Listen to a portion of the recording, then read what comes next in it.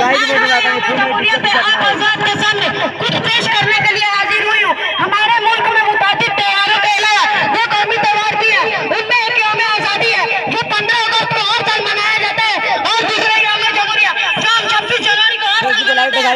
15 अगस्त की अहमियत यह है कि 15 अगस्त 1947 ईस्वी को हमारा मुल्क भारत अंग्रेजों की गुलामी से आजाद हुआ था, लेकिन सबको बराबरी का दर्जा देने वाले कानून उस वक्त तक नहीं बने थे।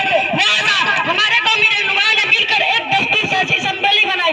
वर्षों की कोशिशों के बाद डॉक्टर भीमराव अम्बेडकर को सरबराही में जमहूरियत, इंसाफ और मुल्क के सभी बाशिंदों के लिए बराबरी का दर्जा देने वाले कानून बने।